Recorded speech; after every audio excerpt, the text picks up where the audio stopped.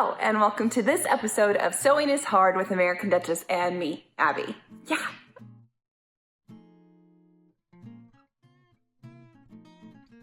Alright, so the first thing that you're going to have to do is print off the pattern that we've provided for you from the Google Docs link provided below. Make sure you have a good, strong fabric that's tightly woven like a cotton chintz, which is what I used, or a silk taffeta, or any other sort of tightly woven material, cotton, printed cotton, what have you. Lay out the fabric, lay out the pattern, cut things on the fold like we've marked on the pattern, and make sure you add seam allowance, guys, because I didn't include that on the pattern. And you can also make this pattern as big or as small as you'd like. It's easy to adjust. So yeah, cut it out with your seam allowance and the right fabric and you'll be ready to start sewing. Step 2 is going to be doing your gathering stitches by machine or by hand. Just make sure that if you do them by machine that you actually have your bobbin set to go, unlike me. You're going to start your gathering stitches 1/4 inch away from the raw edge of your larger pattern piece, and then you're going to set the other rows of gathering stitches about 1/8 or 1/4 inch spaced out. It's really truly up to you. Just make sure that you secure one end of each gathering stitch so that way you have something to pull against. Step 3 is going to be gathering up and pinning the top layer to the smaller inner layer, making sure that you anchor the layers together at the seam points like you see here.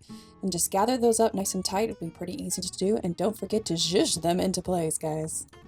Now on to step 4. After gathering and pinning the first side, I stitched it down on the machine, and then I actually just repeated step 3 over again on the second side. I figured it's easier that way because you have the anchor of the first side already in place, so it's easier to gather up and make it fit. Then I stitched that side down, and then I flipped everything right side back out, smoothed everything into place, and then most importantly, I added a small row of stitching right at the edge of the gathering area to help hold the feathers into place for stuffing.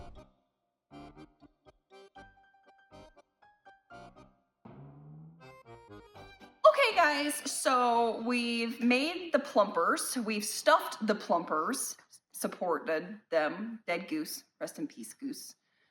I had to. I wanted to show you the finished plumper. When we left off, I had said that I was stuffing it.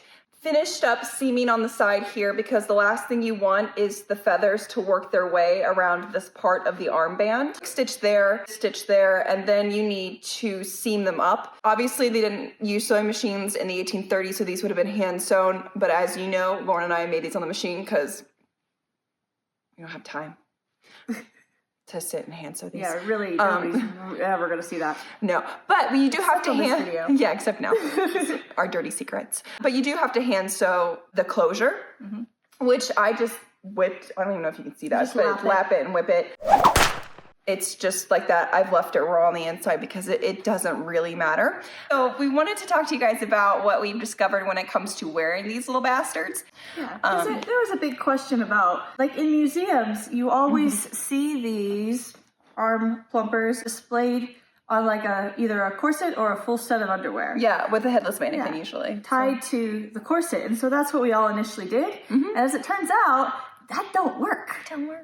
And it was a big back and forth in the Jigo Girl Gang group chat of like, when do you put the plumpers on? Do you put them on first? How do you get them in the arm sack? How do you get the gown on if you have these like pillows on your arms? Like when do you tie them in there? You tie them in there? Woo. Through a series of experimentation, I decided for me, the best way to add the ties for the sleeve plumper is to do one on the gathered side of the support here, and then one on the smooth armband here. This ties to the shoulder of the sleeve, this ties to the elbow of the sleeve. And together, the idea is they'll suspend in place with minimal spinning. You can make your supports too small. You can also make them too big. Yeah. So remember, big object, small hole, guys. How to get these in. Oh god. I always feel so dirty doing Shove this. it in the hole! Shove it in the hole. There we go. That wasn't so bad. No, I've done it a few times now.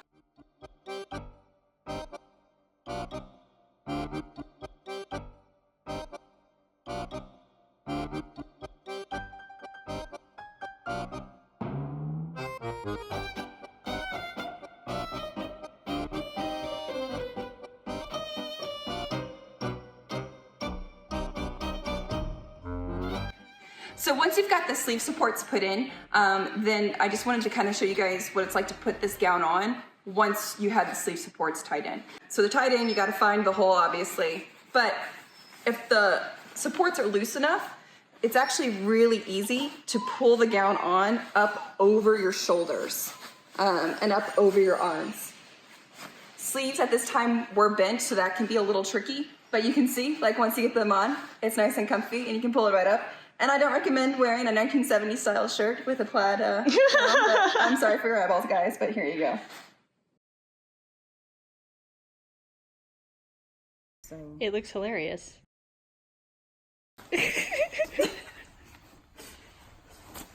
My bowling balls.